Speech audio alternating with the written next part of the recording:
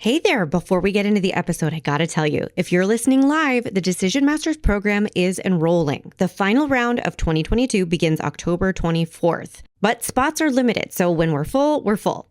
So if you're ready to end the overthinking habits that keep slowing you down and really ground into what matters right now so you can make cleaner, faster decisions, book your free consult ASAP, and we'll talk all about it. All the details are at kirstenparker.com/DMP. Okay, let's get into this week's episode.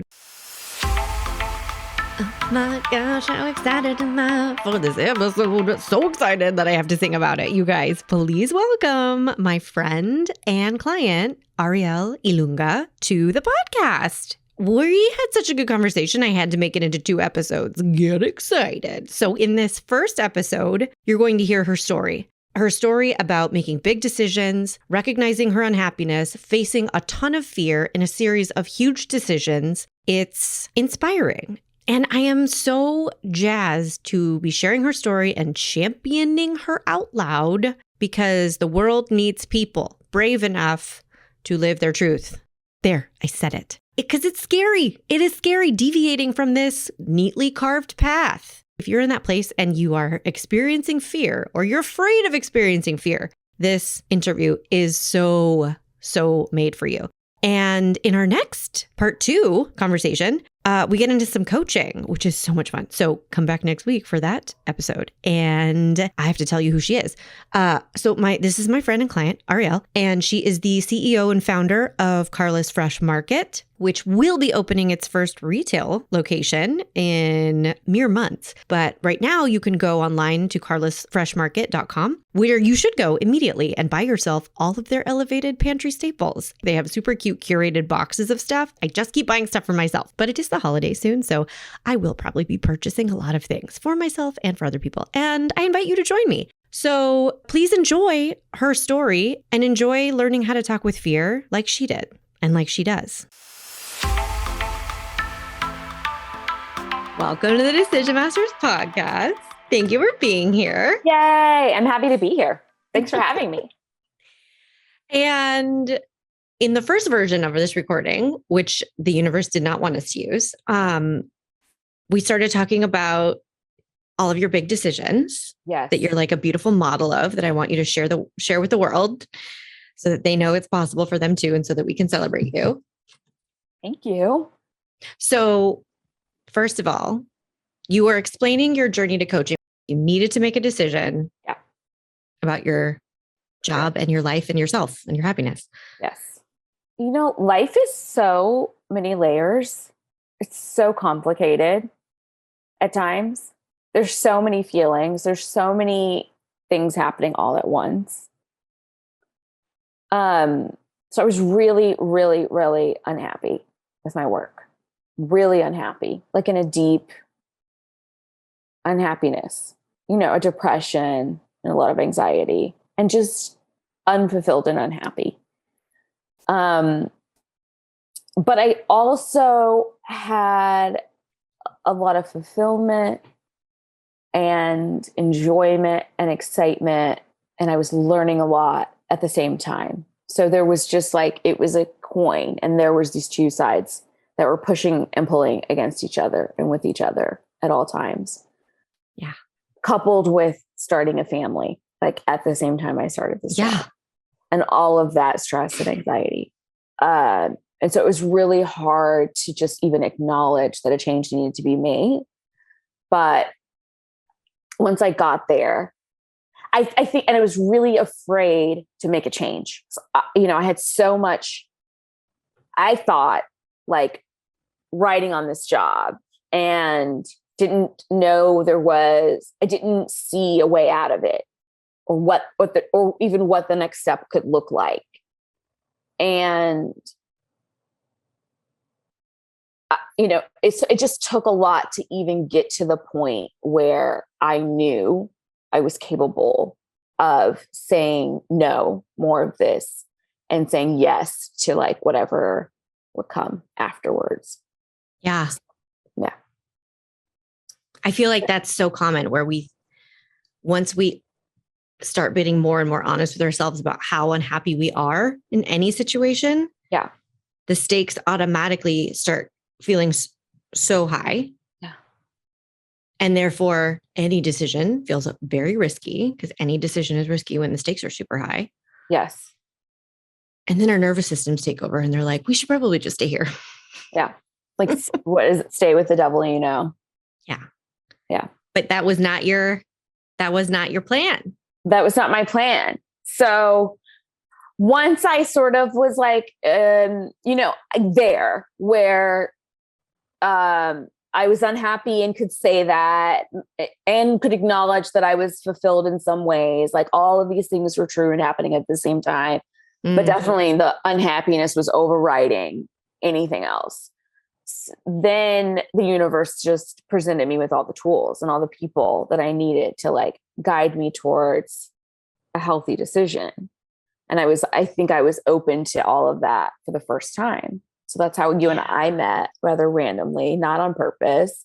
Yeah. Didn't like seek out coaching. Didn't know what that was. So you and I met and we really vibed.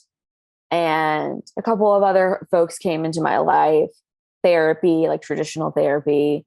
Mm-hmm. And I just sort of then dove headfirst into healing and, I don't know, getting right or just like taking charge. Yeah. Yeah. Like putting myself back in the driver's seat of my life. Like I am not a victim. Things are not happening to me. Right. Which is so easy to get to that place. Yeah. And then it is so gratifying to know it's always available to you to make your way back to that place of, oh, I am in charge of what the frickin' frack is going on here. Yeah. I do have some will in all of this. Yeah. I think our default is to be like, things are happening to me. It's out of my control. It is what it, like, these are phrases we hear all the time. Like, it is what it is. That sort of thinking was my default. And that feels almost like a safety blanket in a way, because then you don't really 100%. have to do anything. Yeah. Yeah. That's like, I watch myself complain about my stage management career, which same thing. I love this awareness that you're letting people know, like two things can exist at one time. Yeah. Like two things can be true. You can be deeply unhappy and like sometimes fulfilled and super connected at the same time. Yeah. But I watched myself complain for years that I was like, and at the time it didn't feel victim-y, it felt true. Yes. Because it does feel true. Yeah. I mean, in a way, it is true. It is the truth of that moment. But then the other truth of that moment can be, I can make a choice to change a lot of this. Well, and I think something that you did to shift the focus from the fear, because it's very scary to realize like, oh, I can make a change. Because then it's like, well, are we going to do it? Like, that's very scary. But I think something that you did that you were talking about in our first attempt at this interview was like finding out, okay, what do I really want? Yeah. Who do I really want to be? Yeah. That was I felt and had felt for a really long time that I was like not living my true self or like authentic self or whatever buzzword we want to use. Like I was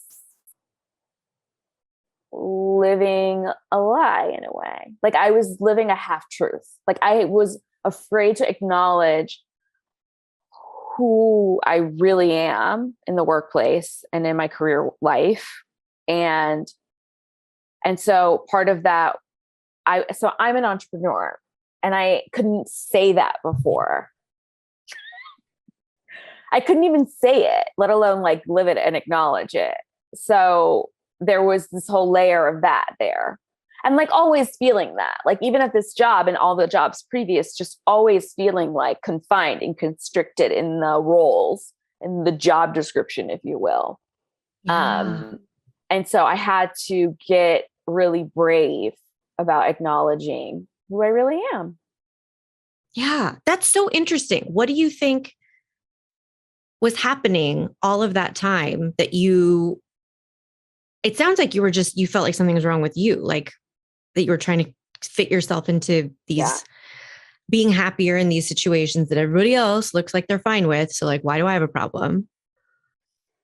Right? Yeah, I think it's just a lot of it's fear, right? Yeah. Like, and a lot of it is this like presumed pathway, like roadmap, that this tried and true roadmap that we are taught is that's what you do, and it doesn't work for everybody. Or works until it doesn't work anymore. And we don't really have systems or processes in place for folks to pivot. That's a word no one ever wants to hear anymore. Right. Or to grow or change or explore other pathways. So yeah, I was trying to do the right thing, go to college, graduate, get a job, work there, get promoted, work there some more. I was just trying to do the right thing. It never felt right. It just always felt like a tight box. Like, I'm sure any employer will say she was great, but like, we couldn't really, like, she didn't take feedback well, or, she always wanted to jump 3 steps ahead, or because I love being an entrepreneur. Like the amount of diversity and just what I've done today alone really suits me. I love it. It's like that could be one of the titles of this episode, like the lie of the carved path, or like the right pathway. Yeah. Yes. It's not, there's no one size fits all anything. No. There's no one size fits all marriage, friendship, mothering. There's no one size fits all. We're all just a bunch of messy adults figuring it out. Yes, messy humaning. Yeah. And once you are okay with that, then it's like, oh, I have so much freedom to just make up whatever life I want to make up. Yes. Yeah. Which you are. Yes, totally. So you made this big decision. Yes, quit the job. To leave the job. Quit the job, acknowledge I'm an entrepreneur. Next. And then you made the big decision to really start this business. Start the business. Open a brick and mortar retail store. Always wanted to do it. I've always dreamed about having a store. I don't know if you ever watched 90210. I did, but there was like that season or two when they're in the college years where Donna and, they had their store. I can't remember. Was that your like inspiration? Yeah. I was like, I'm going to get a store. Yeah. I'm going to be like Donna. And Kelly, always wanted a store. And it's like changed. It was going to be, I worked in fashion a long time ago. It was going to be fashion. It was going to be a lifestyle. It's always been a retail. Like, I've always felt really connected to retail. And for some reason, I like the interfacing with people. So so just that. Yeah, I'm going to open this business. I'm going to open a neighborhood grocery store. I'm going to take my farmer's market experience. I'm going to take my past PR and fashion experience. And I'm going to open like my dream grocery store. Yeah. So how did you do that, managing your fear brain, who probably had a lot of opinions about like, I don't even know how to do that. Where do we even start? Who am I to do that? Can I even do that? It's probably too late. Like whatever, what did your brain have to say about it? And then how did you manage that? So, I mean, there's been phases of it, right? Like, I will say the biggest push forward was during COVID, early COVID. Well, I quit the job being like, I'm going to do this. It's now or never. And had already started working on it. Like, had already been doing a lot of had done all the research for the business plan and already started working on it. Started early crunching numbers, got super defeated about that because it was like, you're going to need hundreds of thousands of dollars. That's scary. Put it down. And, it was like, it was there, but it was like down. And then COVID hits us. And my best friend dies. And I'm in your, and our group coaching program. Yeah. Group program. Yeah. Here, right. And I think this is what I'm talking about. Like, there's so many layers always, like I mean, you're almost never arriving anywhere clean. There's just always like background, foreground, there's just always so much shaping anything. And so all of those ingredients, perfect storm almost of like sudden amount, like in a weird way, some downtime, even though I'm like parenting two small children and like becoming a kindergarten teacher for some reason. Like, yeah. So like, but like, even still, like there was some downtime in that. And I'm in a coaching program, like for the first time in my life, and my best friend is dead. And all of those, I was like, I have to pick this back up again. Like and because I A, had the time to do it, and B, my best friend Carla was like telling me literally, like, you better not stop. And I'm in this coaching program for the first time, acknowledging all of my creepy crawly thoughts. So it was almost like I had all of these checks and balances at the right time. Like we would show up to group coaching and we would all like be really honest with each other and vulnerable. And then we were all holding each other accountable to whatever goal we had set in the beginning of the program. And then I have this angel above saying, keep going. Like, you have to keep going. And I have, free time like just random free time where it's like, we're just watching TV today, because Zoom kindergarten is like actually not a thing. Like, yeah.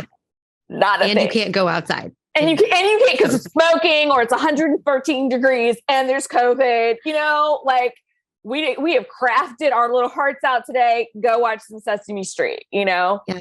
So suddenly at 3:00 in the afternoon, it was like, what am I going to do with myself? I'm going to start working on this business plan. So when my fear did creep up during those times, I had all of this accountability in place,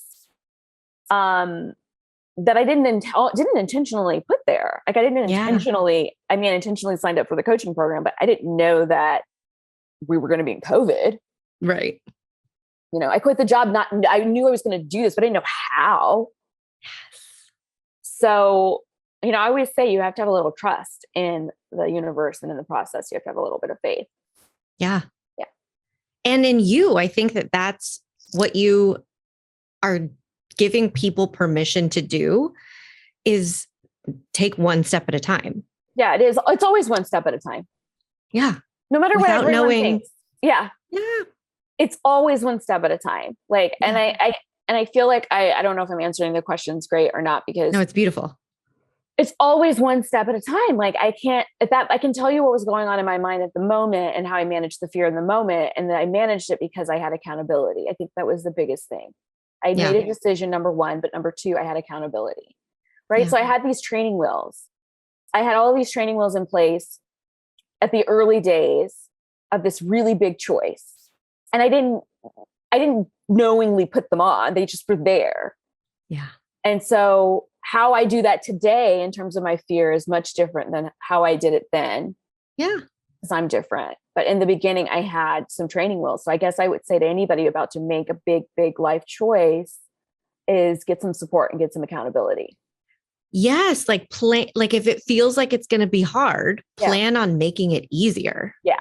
With anything. Just get a little support. And I think, honestly, I really believe in this. Once you say it and like say it out loud, and you can just be like to yourself in the shower or driving, is when I do my best talking to myself.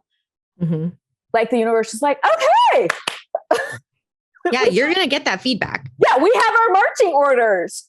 She's asking for help. Let us help her. Like she wants to do this. Okay, let's go. Everyone, places, please.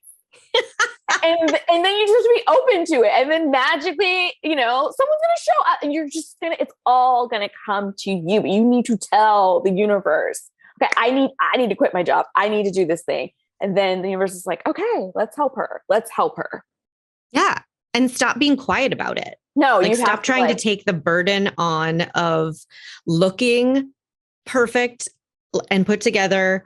And what step 12 is, even though you're at step 2, right? Stop putting all that pressure on yourself. Totally. Let it be messy. Let yourself know one thing at a time and get help. Yes. Always ask for help. But yes. no one knows anything about step 12. What is that? No.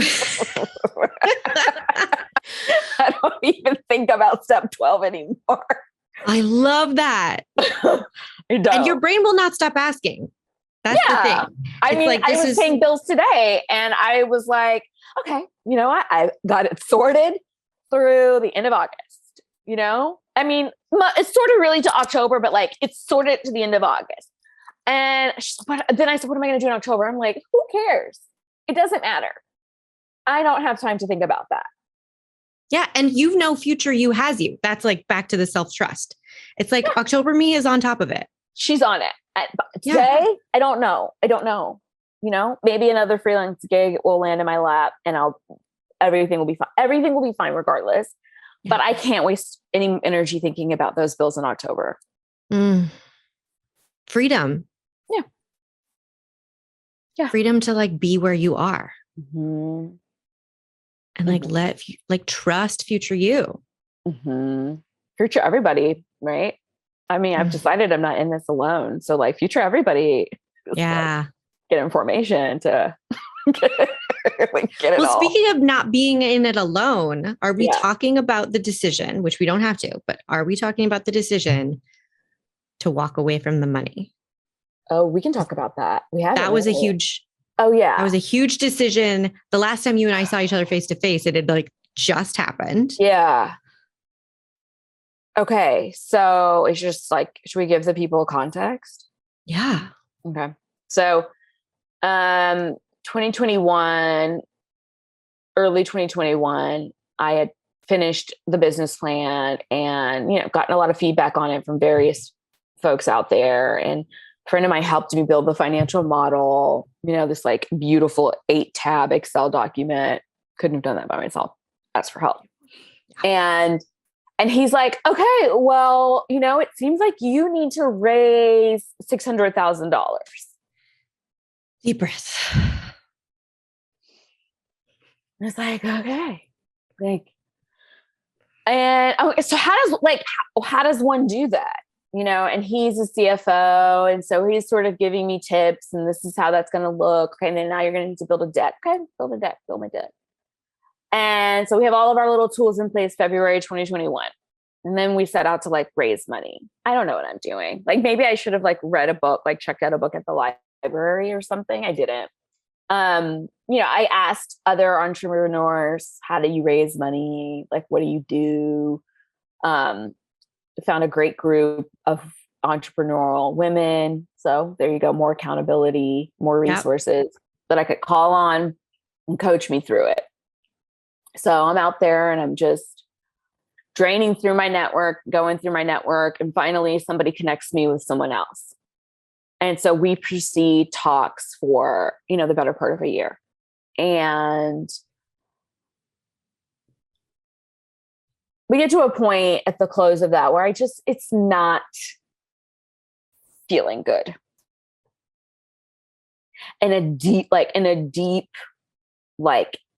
physical, I can feel where it doesn't feel good.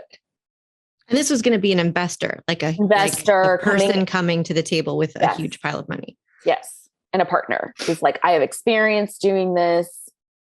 Let's get you going. Sounds like a dream, right? I'm not feeling good. So meanwhile, we found a great spot. We're in lease negotiations. We've come to great terms. This landlord is awesome. He's a wonderful human. And I make the decision to cease negotiations with a partner.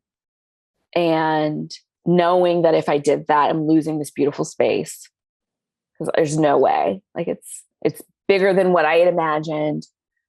More work going into it. It's going to take more people to staff it. It really wasn't the core dream to begin with, but it was what was happening at the time, right? And I had this pot of money and I could like get it going. I couldn't do that by myself. Yeah. So it was like, if I make this decision to not move forward with this just not feeling very good, then I know I'm going to lose this other thing. Like I can try, but I'm like, I have to be prepared to lose it.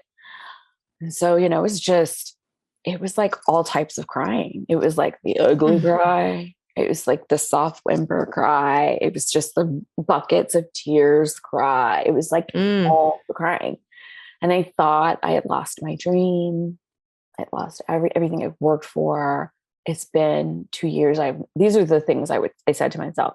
It's been 2 years. I have nothing to show for myself. This is embarrassing. What a waste of time. I've lost everything. I've lost my dream. I've come so far and I have nothing to show for it. But I knew it had to be done. Yeah. So that's one of those that's one of those it's just defining decisions in a way. And that the precedent you had set for yourself where two truths can exist at the same time. That's what I'm hearing loud and clear, which is, yes, all of these thoughts are happening and all of this grief is happening and all of these projections about the future, what we're missing out on, what we're losing, what it's costing us. All of this is happening. And I know my truth. Yeah. And this isn't right. Yeah. And I have to say no to this. Yeah. And that takes a lot. I think that speaks to your the capacity you built for yourself to hold all of that at the same time. It was really hard. Otherwise, it sounds terrible. Yeah. But it's also completely self-honoring. Yes. Yes. And you didn't let fear make any of your decisions for you. I had let fear make a lot of decisions for me up until that point. I will say that. It had been feeling right for a really long time. Yeah. And maybe even since the beginning, if I'm being completely honest. Yeah. But it sounded right. It didn't feel right. And, but it was like, but we, this person believes in me and no one else is ponying up and no one else is, so this has to be right. And, a big story I told myself was that other people told me is your first deal is never going to be great. Getting the first one open is always going to be the hardest. And, you have to make sacrifices and you're going to have to compromise and your deal's not going to be right. Your second deal will be better and just got to do what it takes to get the first one open. And so all of that feedback I was receiving, I turned it into oh, this has to hurt. This should hurt. This has to hurt. It's right because it hurts. Yeah. Yeah. But I also love that you're being honest with that at the same time as not making yourself wrong about it, because I think this is a big misunderstanding that we think that once we that fear is something to be conquered one time. And then we're from that point on, we're just these bouncy little effervescent beings that go around being everything is easy. This is awesome. Let's put it on Instagram. And it's not. It just gives the more familiar you become with fear and communicating honestly with yourself through it,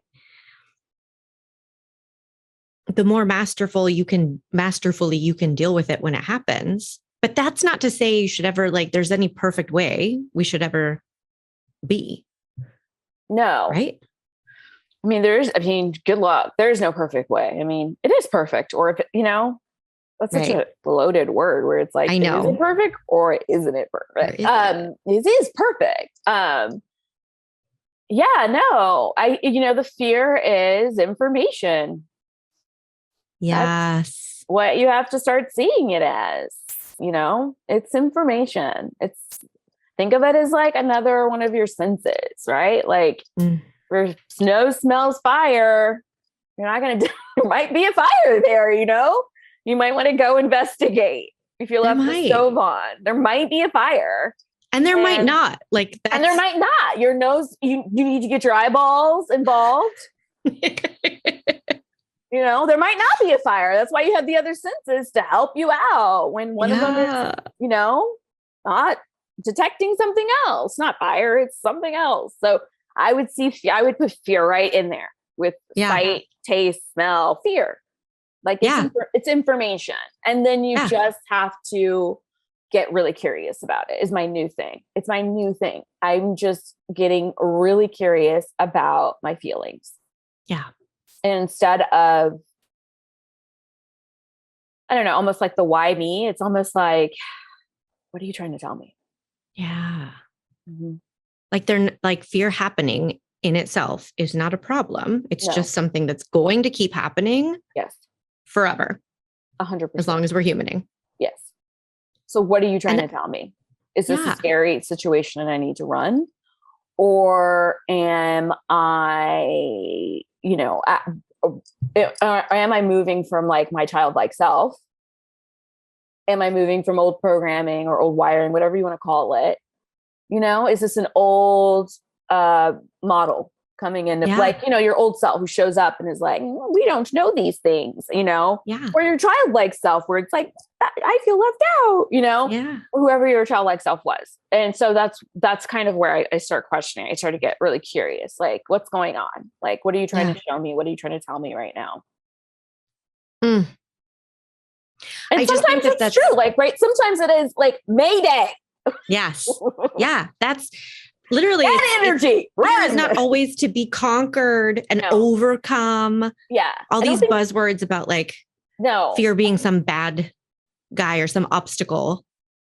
No, it really is information. Yeah, it's just information. It's just like your sense of smell. Like you can't conquer your sense of smell. Like even though something can be really stinky, like fear is just there to be like, hey, we are experiencing something here and we're afraid. Yeah. But I love dispelling this myth that at some point it's supposed to get gone because fear. Yeah. That's why I love like if we were playing one version of the movie of your life, which there could be several, but if we do like the big decisions of leaving the job and starting the business and walking away from this money, and then the update, which I haven't even heard yet, but whatever next big decision there is, it's like, it's never not scary. No. You just have to keep doubling down on being on your own team. Yeah. Being real with yourself. Yeah. But not holding yourself to such standards that you're supposed to have information that you don't have yet. That's why I think that you back at the beginning of the talks, when it like didn't feel right, you could say at that point you should have known, or you could say, yeah, I didn't have enough information yet. I don't know. Yeah. I mean, honestly, it was a huge learning experience. And I did have some regret, but now I don't. I am actually really grateful. That's interesting. Yeah, I learned so much. Really grateful for the experience. Don't begrudge it at all, or the person or the experience at all. Yeah. So grateful. So I'm so much more ready for what's coming for me than I was before. Confetti for that. And it's also building valuable evidence for yourself too, right? Because the next time you encounter something, the next time you encounter something, your nervous system and like the chatty fear voices around the table might say like, oh, something's going wrong here. Something is bad. And you might experience all of those things at once, right? It might be fear. It might be like that gift of pre-perspective that we have. It's like, okay, this might feel like ass right now, but there might be something good for me on the other side of it. Yeah. Who knows? Yeah. I think being less afraid of, making mistakes or failing or whatever, or challenges, I'm less afraid of that now. And I'm so comfortable being like, I have no idea what I'm doing. So just tell me again. Thank you. That's like being like, thank you for letting us live the rest of our lives, like not pretending for the sake of what? For no good reason. Yeah. Let's just get help. Yeah. I actually feel super like, I feel slightly liberated. Because I can just be, and I'm not forecasting and I'm not living in the past, and I'm living true to myself for the first time ever. We're throwing confetti. Oh my gosh. I'm obsessed with our conversation. Okay. I'm going to ask you 3 questions. Okay. That I did not prepare you for, but rapid fire. So no pressure to answer perfectly. And then I'm going to ask you to share with everybody like how to find you and where to buy all the things on the internet. So my first question is, what would you say to somebody who is thinking about coaching? Short answer, do it. If you're thinking about it, that little seed was planted in there somewhere for some reason, and just do it. Yeah. Do it. End of story. Yeah. Have a talk with whoever the coach is, get someone you vibe with. And like really just have a conversation with them and bring some of your scaries and see how they respond to them. And if it makes sense, pursue. But I would say do it. Like, trust your instincts, trust the little nudges we all get. And nothing bad can come of it. It's a win-win. There's literally nothing bad that can come from it. So you just do it. If you've got that little seed planted, I would go for it. Even if you have no goals in life, you're still going to have to like live and be a human. Yeah. Your fears still going to show up. Indecisiveness, cloudiness, depression, anxiety, joy, abundance, all of these things are still going to show up. And I think the best part about like having worked with you and continue to work with you is having tools to manage all of that. The things that are going to show up rather than like, the 5-year plan or whatever that is. Yes. Right? Like, yes. It's Thursday, yes. I might be afraid today about something. And so how do I manage that? And for me, it's like, I've gotten really curious about it, but I didn't know I could ask my fear a question a year ago. Like, I didn't know I could like talk with my fear. So I think that's also something people should think about. It's like, you still are human and you're going to have like a lot of feelings and they're not going away. That's not the goal. Like this whole stupidness around don't make emotional decisions. All decisions are emotional. Thank you. And the problem is we don't know how to process and rationalize, or whatever you want to say, intellectualize, conceptualize our feelings, or use them or turn them into powerful tools to make decisions from. Decision Masters Program, Tools for Humaning. It's the tagline. I love it. What kind of decision maker would you call yourself today?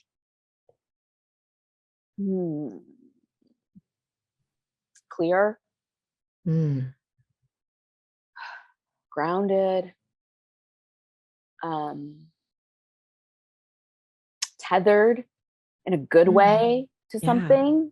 Like I have sort of my, tetherball. There's the pole. Like I have that. Yeah. And, sometimes you're like that ball just whipping around, but if you root it to something, yes, you can sort of, sway the course of your life out there somewhere. So I'm like that. Like, I don't think I'm a perfect decision maker or what that is, but I think I have just like this root thing that I can keep coming back to that helps me stay rooted and grounded. Yeah. Like your anchor. Yeah, I have an anchor. Stealing that tetherball metaphor. So good. Okay, my final question is, what's the most self-honoring decision you've made in the last week that you want to share with us? It could be in the last 24 hours. Thanks for not preparing me for that. No, it's just an excuse for you to be able to like look back and practice savoring. Oh, right. Okay. But it's also, I'm also like, what happened this week? I know. Like, how old are your kids? What's happening in your house? What did we do on Monday? I think I'm also, I would say back to kidding and parenting is, I think I'm doing great there because, we're at these ages of 8 and 5 and there's thoughts and opinions, but I think I'm doing a really good job at listening, but also not taking on more than I can at the time. I mean, I'm being comfortable with listening to myself in the moment and just being like, I don't really want to read that book right now. And you can go to bed. I love you. Yeah. What else am I doing that's really self-honoring? I think I made some great financial choices this week, really looked at the budget and just decided what needed to be purchased and what could wait. We went on vacation last week. That was super self-honoring. Yes. One of the best parts of that vacation was I drank a margarita and then I passed out face down on a lounge chair by the pool. Living the dream. Because I needed to. Yeah. Yeah. That's what needed to happen in that moment. Yeah. So good. So that's so good. I feel like that was like 3 terrible things to tell people. If you want me to take it out later, but I think it's fabulous. And I think that nobody's going to be mad about a margarita. Okay, great. Where can anyone find you? Tell us everything that you want us to know about Carla's Fresh Market. Okay.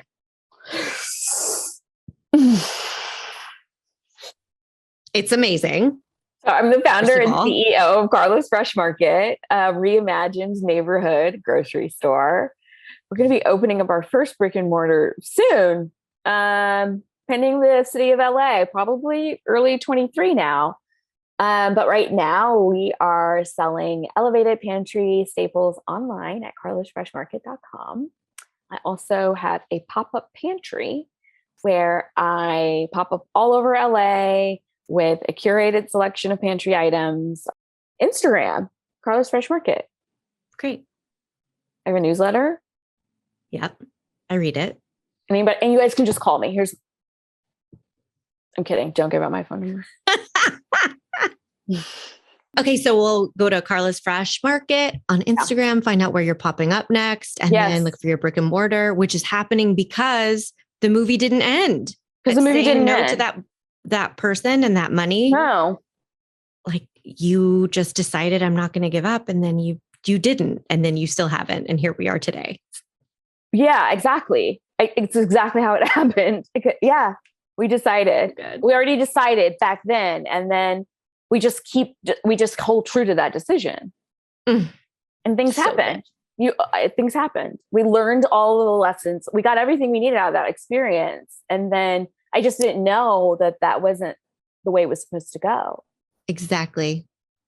That's you all. Encountered that. It was a misunderstanding. I was like, I thought things were going to go this way. Turns out that's not how they were going to go. Great. Yeah, they were going to go that way. And I just didn't know. I know nothing about it. So now we're here and we're doing another way. And it's really great. I'm learning a lot and we're getting closer. I love that wisdom just got slipped in right at the end too. Thank you for being here and talking to us and to me about you, because you're amazing. I'll come back anytime. Please, because I feel like we only scratched the surface. Next time we should eat together and do it. Okay. Yeah. With wine or margaritas. Either. Yeah. It's still summertime. It's amazing. California. You can always have a margarita. I love it. It's like our national drink. Thank you so much for chatting. And we'll see you at the market. We'll see you at the market. Oh, that was a good tagline. Bye. Hey, did you love this episode? Well, guess what? The Decision Masters program is enrolling right now. If you're ready to trust every decision you make and stop living in overthinking agony, you will want to check this out. Get all the details at kirstenparker.com/DMP. That's kirstenparker.com/DMP. I will see you in the Decision Masters program.